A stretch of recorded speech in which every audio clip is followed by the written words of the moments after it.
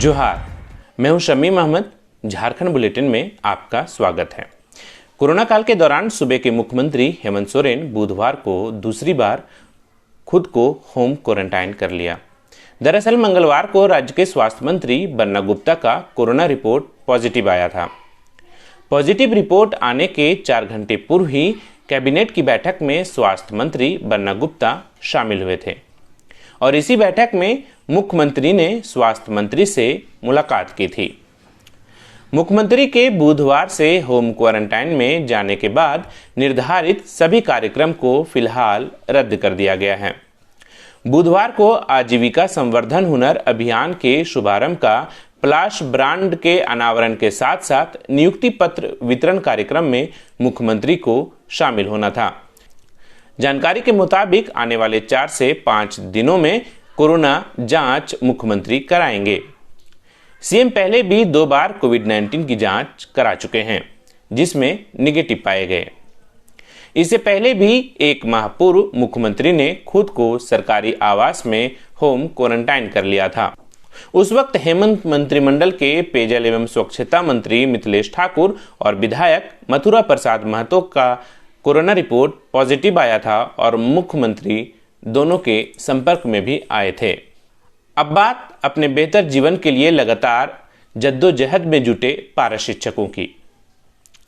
झारखंड के पारा शिक्षकों के आंदोलन का असर सरकार पर अब साफ तौर पर दिखने लगा है। सरकार की ओर से उनके लिए खुशखबरी आई है। मुख्यमंत्री हेमंत सोरेन की सरकार ने पारा शिक्षकों के अस्थायीकरण व वेतनमान सेवा संबंधी नियमावली का प्रस्ताव तैयार कर लिया है। हालांकि अभी तक इस पर अंतिम निर्णय लिया जाना बाकी है। फिलहाल इसकी फाइल विधि विभाग के पास है। विधि विभाग को इस प्रस्ताव पर अपनी राय देने के बाद प्रस्ताव राज्य सरकार के पास भेजा जाएगा। बाद में इसे कैबिनेट की बैठक में रखा जाएगा और कैबिनेट की मंजूरी मिलने के बाद इस प्रस्ताव को लागू किया जा सकेगा, जिसका लाभ राज्य भर के 60,000 से भी अधिक पारा शिक्षकों को मिल सकेगा।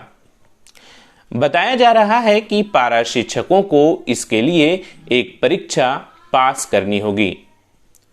परीक्षा पास करने के बाद ही वेतनमान का लाभ उन्हें मिल पाएगा।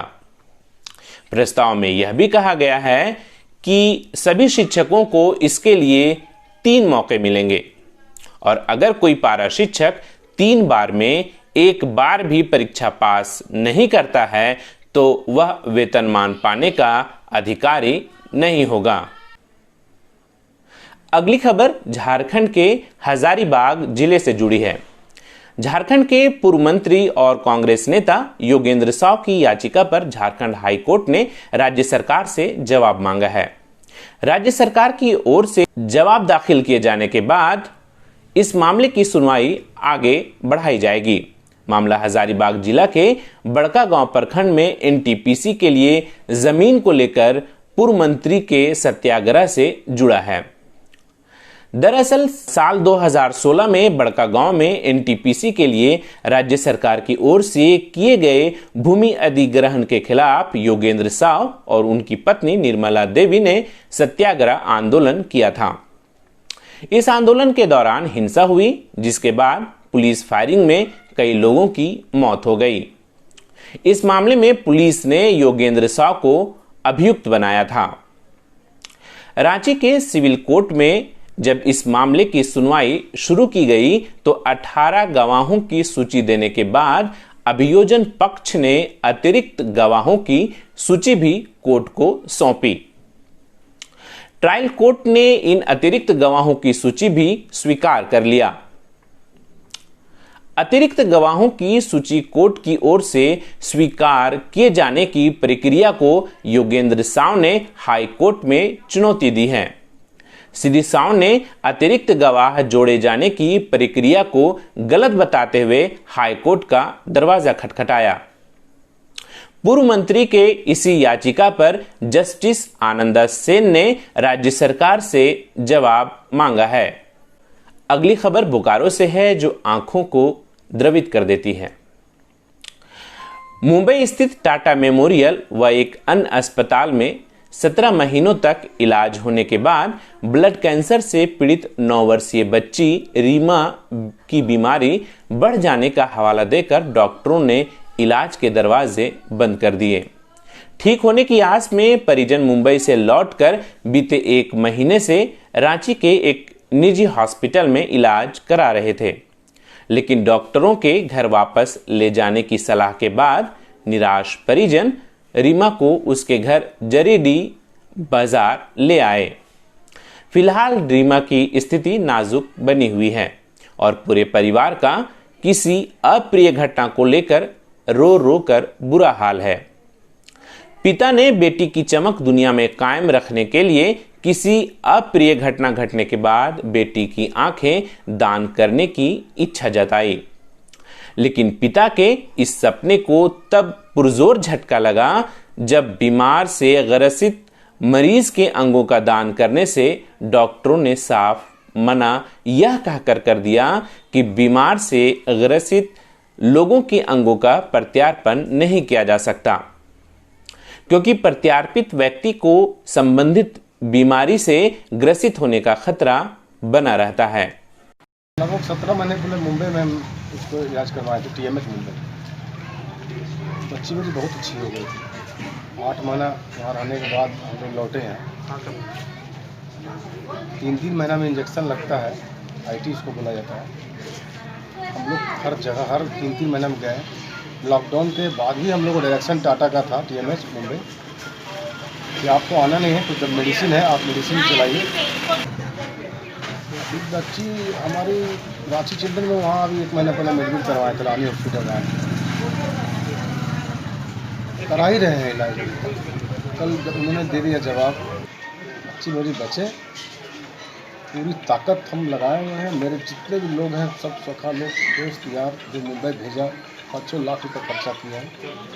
रांची में एक से एक सिख समुदाय के लोग लगे हुए हैं।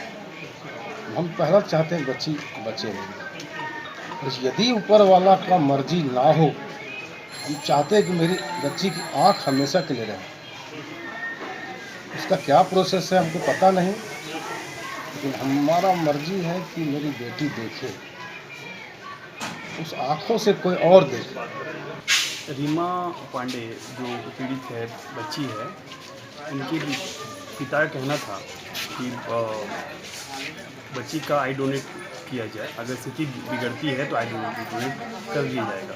बट अभी मेरी बात हुई है डॉक्टर भारती कश्यप, जो कश्यप आई हॉस्पिटल की MD हैं। उन्होंने कहा है कि आई डोनेशन पॉसिबल नहीं होगा, क्योंकि एक्यूट ल्यूकेमिया केस में, ब्लड कैंसर केस में आई डोनेशन नहीं किया जाता। अगर ऐसा किया गया तो संभावित है कि ये रोग उनको भी ग्रसित कर लिया जाएगा, जिनके बॉडी में ब्लड आई ट्रांसप्लांट जाएगा। अगली खबर गिरिडीह से। गिरिडीह जिला के गांवा में JVNL के द्वारा कराए जा रहे पावर ग्रिड के निर्माण में करीब 2 महीने से मजदूरों को कंपनी द्वारा मजदूरी की राशि का भुगतान नहीं किया गया है, जिससे लोगों के सामने भूख की नौबत आ गई है। लॉकडाउन के वक्त घर लौटे मजदूर अपने जीवन यापन के लिए L&T कंपनी द्वारा कराए जा रहे पावर ग्रिड निर्माण कार्य में मजदूरी का कार्य करने लगे। हर 15 दिनों में राशि भुगतान की बात मानकर काम करने वाले मजदूरों 2 महीने गुजर जाने के बाद भी राशि भुगतान नहीं किए जाने से परेशान हैं। मजदूरों के मुताबिक करीबन 50 मजदूर को 2 महीने से राशि भुगतान नहीं किया गया है। राशि की मांग करने पर कंपनी के कर्मी भुगतान नहीं करने की धमकी तक दे रहे हैं, ऐसा वहां के मजदूरों का कहना है। ऐसे में 1 सप्ताह के दरमियान राशि भुगतान नहीं किए जाने पर मजदूरों ने आंदोलन करने की चेतावनी दे दी है। सर बोलने का यही है कि हम लोग 2 महीने से काम कर रहे हैं, मुझे 1500 रुपये मिला, परमिट रुका हुआ 40 दिन से। आजकल 3-4 को 5 को डेट हो चुका है, इसीलिए हम लोग आज आए हैं। कंपनी में काम करने के लिए जब लगे, इसके बाद सारे वर्कर लोग जो पहले से काम कर रहे हैं वो 1.5 महीना से पहले से काम कर रहा है, और कोई 10 दिन, किसी का 5 दिन, 6 दिन। तो ठेकेदार बोल रहा था, नहीं काम करवाएंगे तुम लोग से, पैसा भी नहीं देंगे, ऐसा बोल रहा था। और बोल रहा था कि हम लोग किसी दूसरे कंस्ट्रक्शन को दे देंगे काम करने के लिए। तुम लोग का पैसा मिलेगा बाद में, ऐसा करके हम लोग को टहला रहा है 15-16 दिनों से। पैसा का तो नाम ही नहीं ले रहा, सिर्फ टाइम। आखिर आदमी कितना टाइम लेके रहेगा, इसीलिए हम लोग बोले कि कोई अब काम नहीं करेगा यहाँ पे, पहले बंद करो काम, इसके बाद आगे की कार्रवाई होगा। अगली खबर है गुमला से।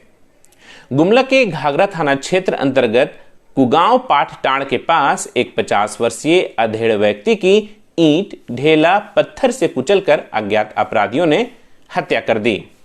हत्या की सूचना पाकर घाघरा थाना प्रभारी सुधीर प्रसाद साहू पुलिस बल के साथ मौके पर पहुंचे और शव को कब्जे में लेकर पोस्टमार्टम के लिए भेज दिया। पुलिस ने बताया कि धान के खेतों में पांव से फसल कुचलने के निशान मिले हैं, जिसे ऐसा अनुमान है कि मृतक भागने का प्रयास किया होगा और अज्ञात अपराधियों ने पकड़कर उसकी हत्या कर दी। मृतक के पुत्र की माने तो हत्या की वजह जमीनी विवाद है। फिलहाल इस हत्या से इलाके में दहशत का माहौल है। कि कुगांव बाजार में एक व्यक्ति का शव पड़ा हुआ है। इस सूचना पर हम सभी सशस्त्र बल के साथ कुगांव बाजार में गए तो देखे कि एक 50 वर्षीय व्यक्ति का शव पड़ा हुआ है, जिसका चेहरा और माथा को ईंटा से बुरी तरह कुच दिया गया है। इसके बाद उसका परिजन आया तो अपने परिवार का पहचान किया तो अंत परीक्षण किया गया, जो भी नियम कानून है उसके अनुसार कार्रवाई की गई। अगली खबर धनबाद से।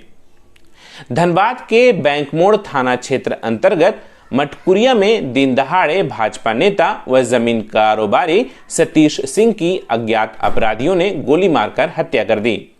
प्रत्यक्षदर्शियों के मुताबिक बाइक सवार 2 अपराधी मटकुरिया पहुंचे और सतीश पर फायर कर भाग निकले। सतीश को गंभीर अवस्था में पीएमसीएच ले जाया गया, जहां चिकित्सकों ने उसे मृत घोषित कर दिया। सतीश सिंह केंदुआ भाजपा मंडल के उपाध्यक्ष थे। हालांकि हत्या का फिलहाल स्पष्ट जानकारी पुलिस को अब तक नहीं मिल पाई है। जिस जगह घटना घटी वहीं सामने के मकान में लगे सीसीटीवी कैमरे में पूरी वारदात कैद हो गई है। सीसीटीवी में साफ तौर पर यह दिख रहा है कि एक युवक काले रंग की मोटरसाइकिल पर बैठा है, जबकि सफेद शर्ट, काली टोपी और मुंह पर सफेद कपड़ा बांधे दूसरा शख्स सतीश सिंह पर गोली चला रहा है। दिन दहाड़े बैंक मोड़ जैसे मटकुरिया जैसे भीड़ भाड़ इलाके में और लोग को गोली मार के आराम से अपराधी फरार हो जाते हैं। यह घोर निंदनीय है, घोर चिंतनीय है। और कैसे लोग सुरक्षित रहेंगे इस सरकार में, ये प्रशासनिक पदाधिकारियों के भरोसे, यह चिंता का विषय है। मामला पुलिस के अधीन है और फिलहाल पुलिस घटना की तफ्तीश में जुट चुकी है। तो आज के बुलेटिन में बस इतना ही। कल फिर से झारखंड बुलेटिन लेकर हाजिर होंगे, तब तक के लिए धन्यवाद। Subscribe now and press the bell icon. Never miss an update.